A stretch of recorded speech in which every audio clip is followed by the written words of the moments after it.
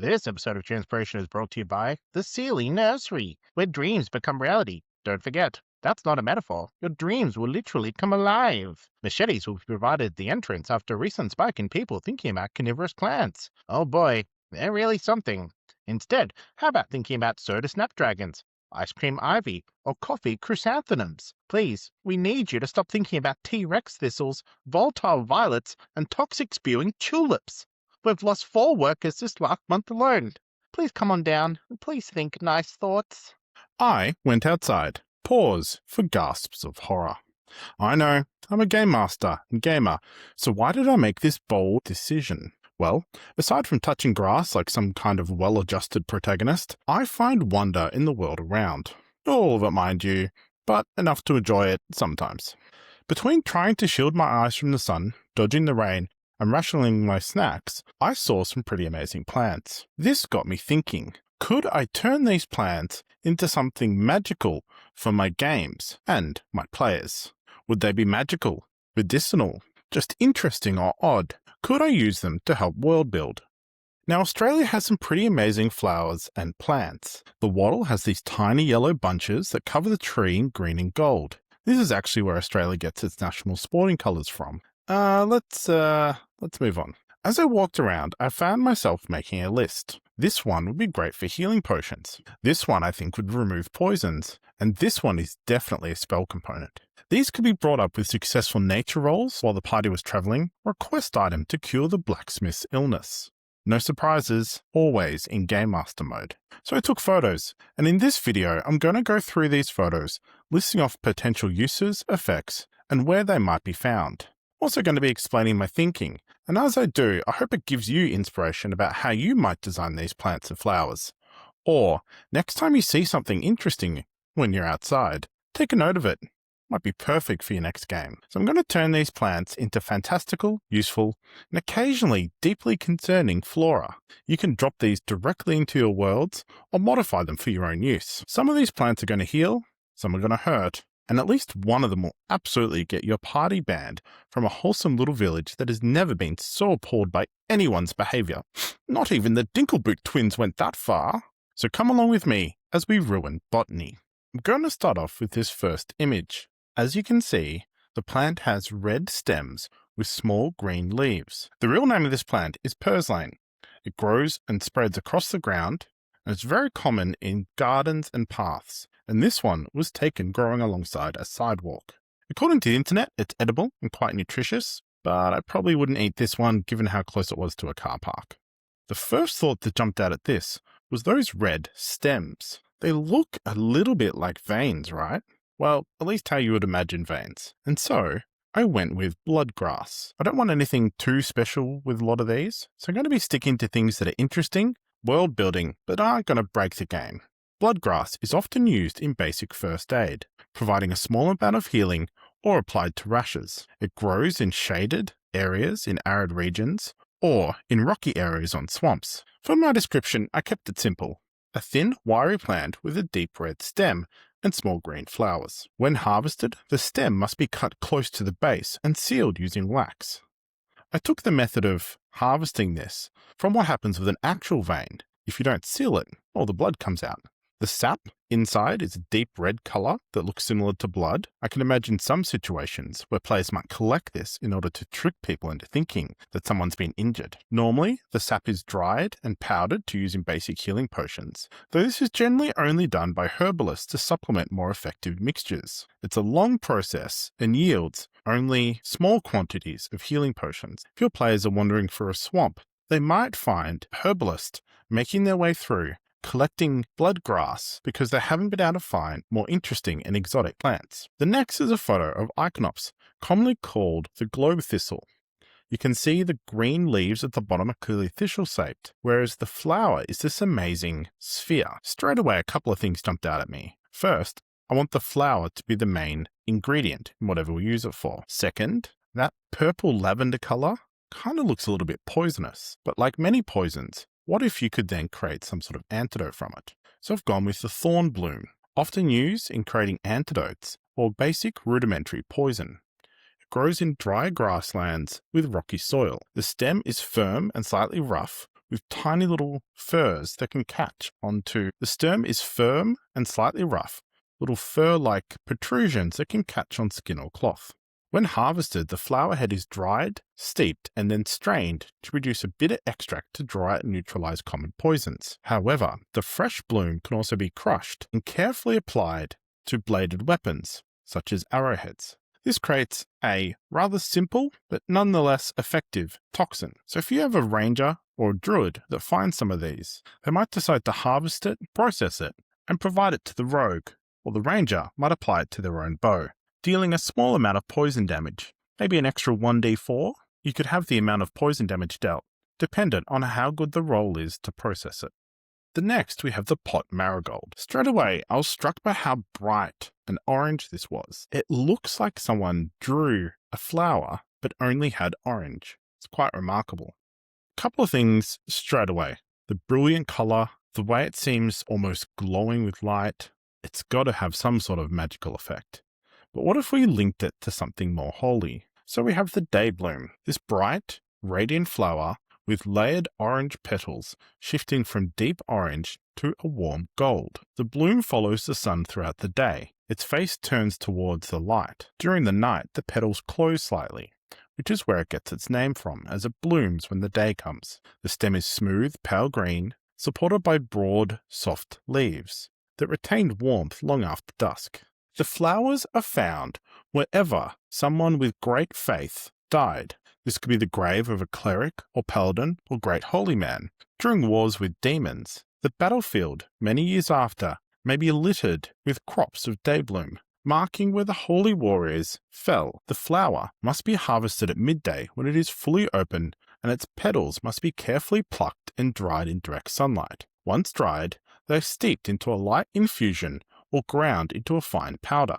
These can then be consumed or applied in ritual markings to provide protection against things that would harm the mind, particularly fear, charm, or other such effects. If these are simply hung up and dried, they lose their magical property, but they still retain the beauty and fragrance they had beforehand. In-game, I would probably allow players to harvest these, collect the powder, and then apply them in a ritual led by a cleric in order to give the players advantage on wisdom saving throws for an hour or two afterwards. Particularly useful if fighting undead, or something like a dragon's frightful presence. The next, we have the prickly pear cactus. This one, I snapped a photo here of its fruit flowering. The prickly pear, if you haven't seen one before, is almost like a collection of oval-shaped green discs built upon each other. As it gets bigger, the center column becomes rougher, more bark-like, but at the start, it kind of looks like it's just been thrown together. In this picture, we can see one of its fruit flowering, the little golden bloom on an otherwise completely green plant. So first things first, it's a cactus, so I'd expect it to appear in warm deserts and rocky flats. I'm going to call this sunheart fruit. You can see the spines along the base of the flower, with then the petals sitting on top. To harvest this, you must carefully cut it free, being careful not to prick yourself, and then slice away the outside thorns, leaving the main flesh of the flower that can be added to stews or broths. As well as this being nutritious, with a mild earthy sweetness, it also neutralizes harmful properties from otherwise toxic ingredients. This is particularly useful for paranoid players who may want to constantly be on the lookout for someone slipping something into their food. Mind you, I would make sure the players know that it must be cooked with the food. It can't simply be added afterwards. If not cooked, or if improperly cleaned, there is a risk that it may add a bitter taste to the food, or if you fail to get rid of all the thorns, something a little bit more painful on the tongue.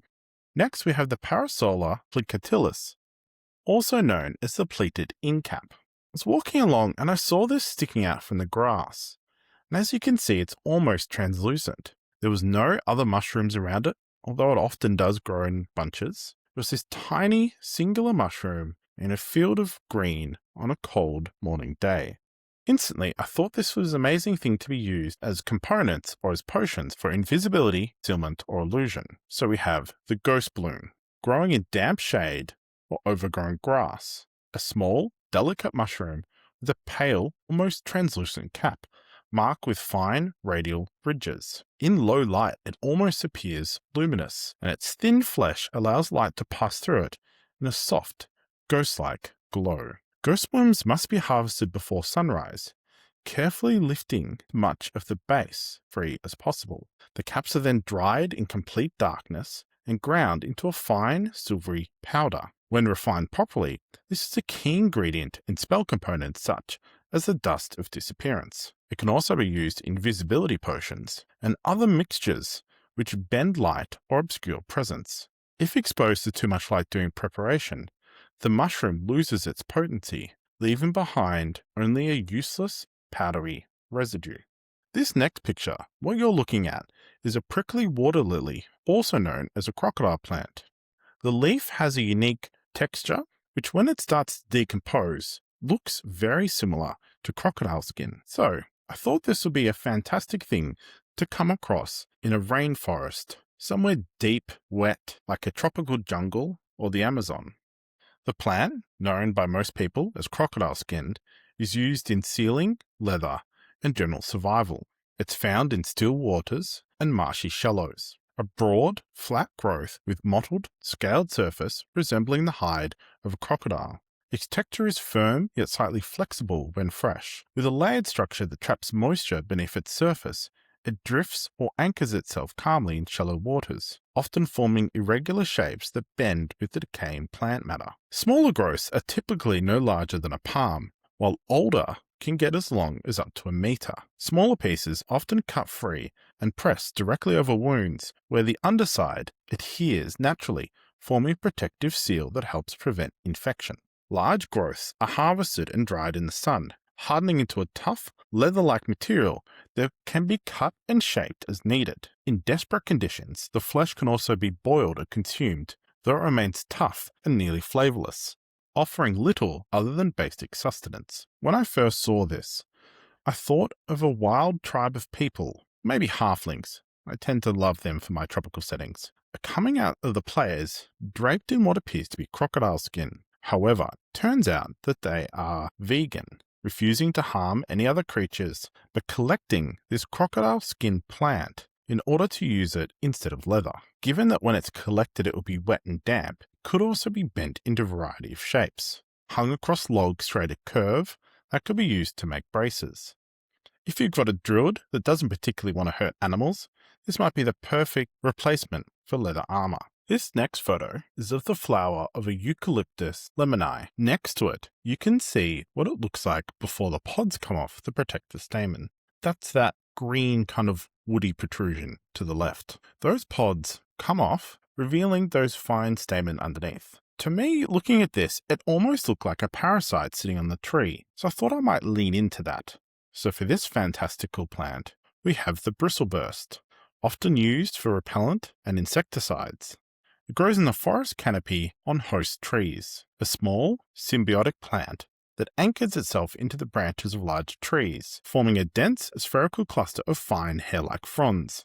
Each strand ends with a dust tip that gives the plant a soft, almost fuzzy appearance from a distance. Its coloration starts as a pale green at the base and then yellow at the top. These plants live in close symbiosis with its host, drawing nutrients while offering protection. When the plant or its host are damaged, the fronds contract, releasing a sudden puff of sharp, noxious powder. These deter herbivores and pests from feeding on the tree. The fine powder at the tips can be carefully brushed off and collected without triggering its defense. In the raw form, it serves as a mild insect repellent that can be mixed with any paste and applied to the skin. When processed further, it becomes a potent insecticide, although in proper handling may cause irritation to the eyes or lungs of anyone that accidentally inhales it. In this next picture, we have two types of lichen. The Xanthoria parentea is the orange one along the outside, and foliose lichen is the silver grey in the center.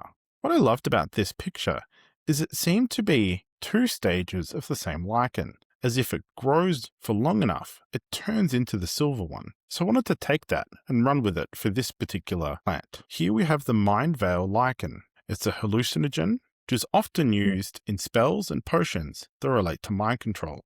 It's found on dry woodlands and aged branches. These might still be attached to the tree, or branches that have fallen off or on dead trees. It's a creeping lichen that spreads in dense, yellow crusts across bark and dead wood. It's rough and granular to the touch, and at a certain stage of its growth, it moves from that bright orange to pale silver.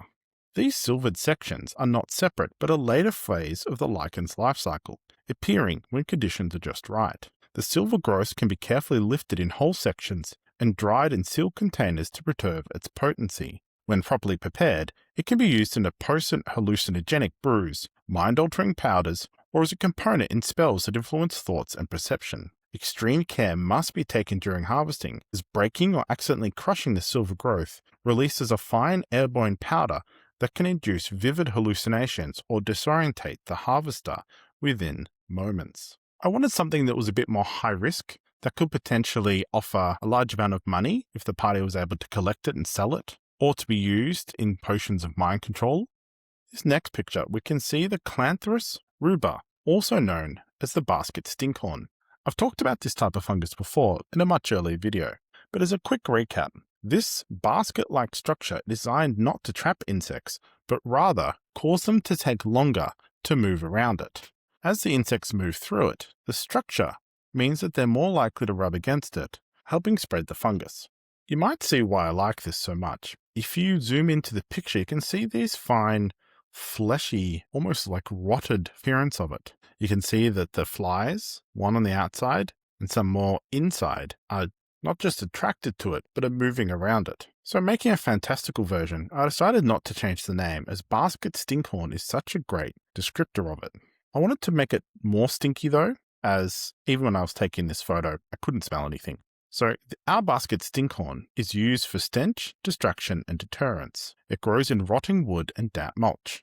This foul-smelling fungus, with a fleshy, open lattice-like structure, is coloured in the shades of red and pink, appearing as if rotting flesh. It smells somewhere between rotting meat and feces, which it uses to draw in flies and other carrion insects to crawl through its structure to pollinate it. The fungus must be harvested early, before it begins to collapse and decay. It must be sealed and fermented in a container, where it can be carefully refined into potent stink bombs. In its less refined form, people evading capture from scent creatures, such as dogs and wolves, will sometimes carry it in little sealed containers. They will either drop or crush it on the ground as they travel to overwhelm any traces of their smell. Mishandling the fungus, however, during the collection can cause it to rupture, coating the harvester with this lingering stench. I can certainly imagine kids collecting this stuff and using it for all sorts of hijinks. The next we have the Hakea lurina, also known as the courgette or pincushion hakea. Each one of these blooms is actually a separate flower, with each one of those a stamen.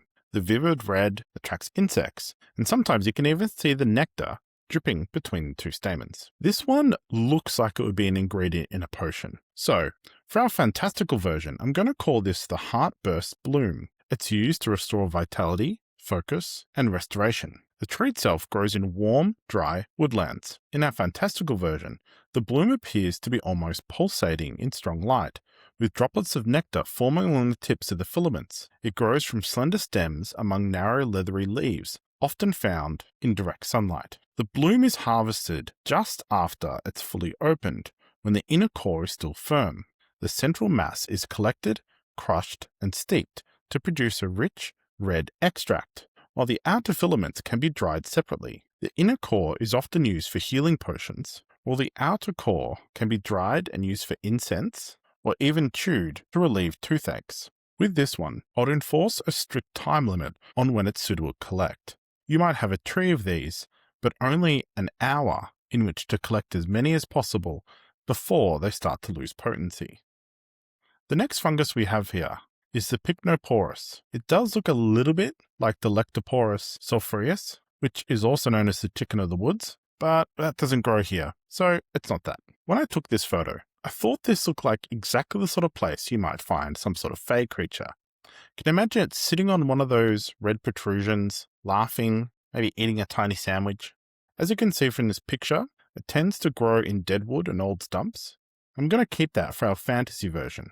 I'm going to call this one the Ember Shelf, and rather than being something you process into some medical use, this one is used more in utility. It's often found growing out of dead wood or old stumps, and it's a layered shelf fungus that grows in thick, overlapping clusters. Each cap is broad, with slightly curved, the deep red and vivid orange colours. The fungus generally is cut away in whole shelves and dried slowly. Once cured, it becomes dense and long-burning, often used as a reliable fire starter or to carry embers between camps. It can even be cut into long slithers and used a little bit like matches. When ground and mixed into paste and oils, it can also be used to create slow-burning compounds or heat-retaining salves.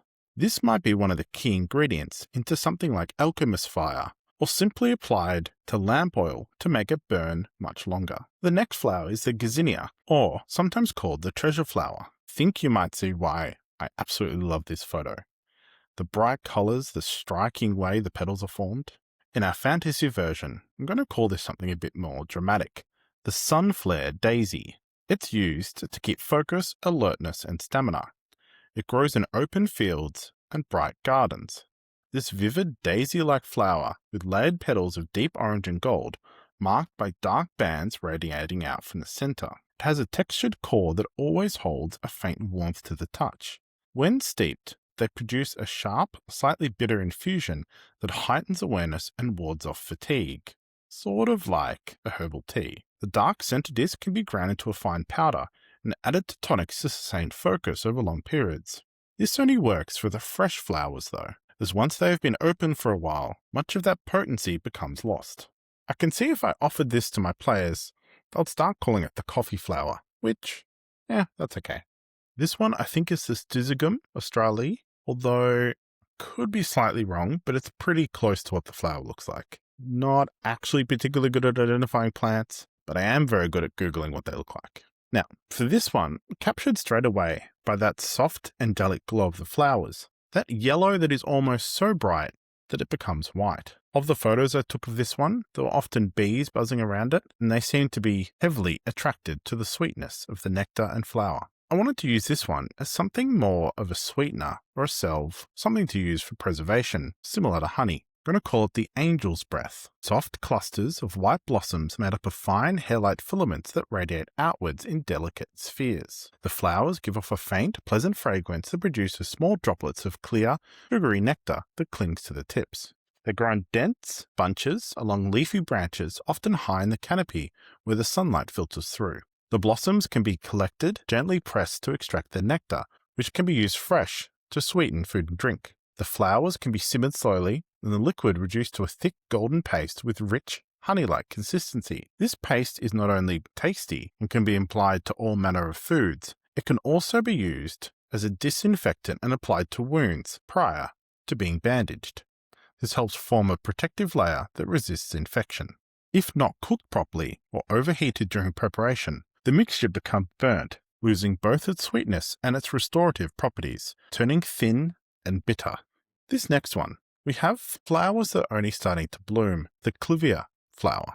These soft buds haven't quite opened yet and they will spread out quite further, but I love the look of them just as they are, and that's how I describe them through the game. I'm going to call them ember lilies. They're used for warmth and resilience, describing them as a tight cluster of elongated buds that shift from green at the base to rich orange near the tips.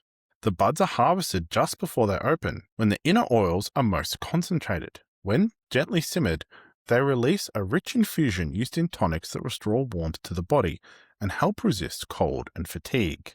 The unopened buds can also be dried and ground into powders for similar use, though with reduced potency. If harvested too late once the flowers have bloomed, much of the effect is lost, leaving only a mild to bitter extract.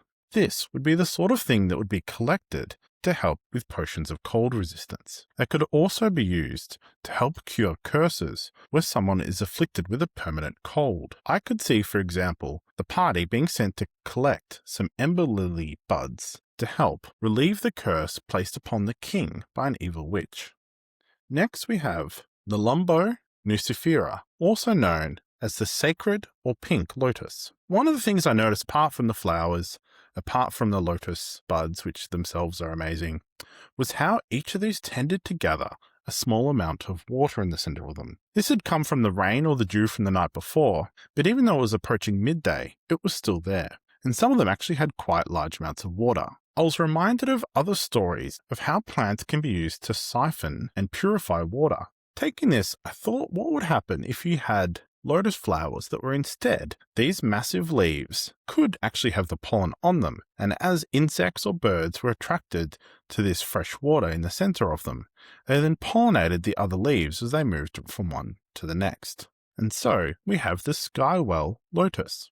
This is more of a survival plant, something you'd find to drink the water out of the middle in marshy or swampy areas where the water below may not be safe to drink. These large, broad, roughly circular leaves, or at least what looks like leaves, rise from the water's surface. Its center forms a shallow basin where droplets gather and remain suspended. While it appears to be a leaf, it's actually a specialized flowering body designed to collect and hold the water drawn up through the plant stem. The plant continually draws and filters water upwards, depositing clean drops into the basin where birds, insects, and small creatures are drawn to drink. As they do, they brush against the inner surfaces, aiding in pollination. The collected water can be harvested by hand and is considered naturally purified. This water is also considered a bit of a delicacy. Your players might find people collecting the water, occasionally drinking it themselves, but mostly to take back and sell for a high price. It could also be a way of survival, as your players are traveling through a thick swamp.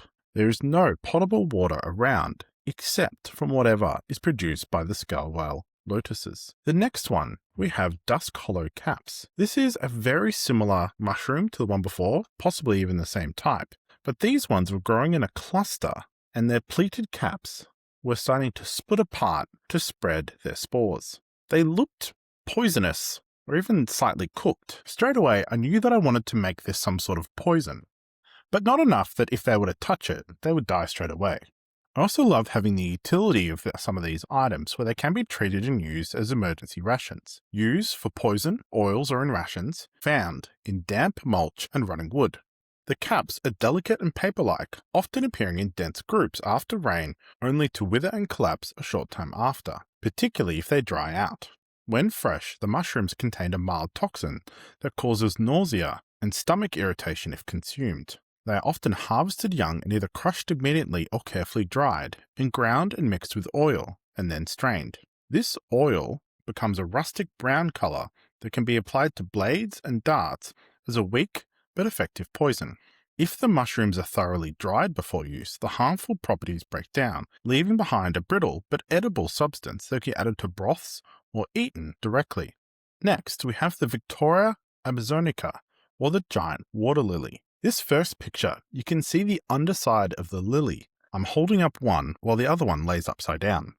Now, I didn't cut these. These were removed by the gardeners and moved over to the side where they'll compost into the garden. I took the opportunity to lift one up and take a photo of the underside before putting it back as I found it.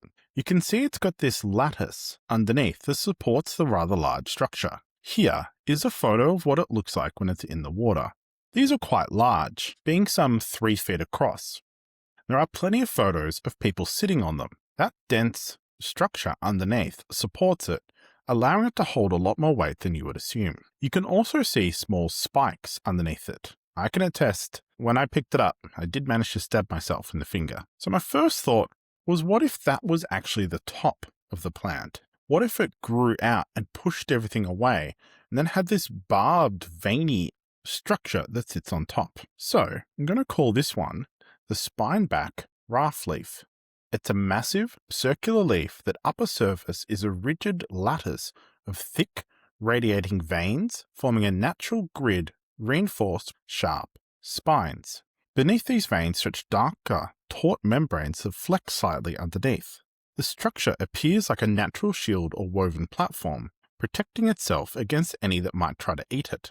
Young leaves are harvested before it fully hardens, and they can be cut or shaped into curved protective panels. Mature leaves are taken whole and dried, preserving their rigid structure and making use as lightweight shields or floating platforms. Sometimes they can even be cut into crude armor segments, with the spine surface providing natural defense, but parts of it must be trimmed or filed down if worn directly, as careless handling can easily hurt the wearer. I love the idea of players coming across, again, probably jungle halflings, who have these spiky shields, and as they run in, they do a quick stab with a spear and then a whack with this spiky shield.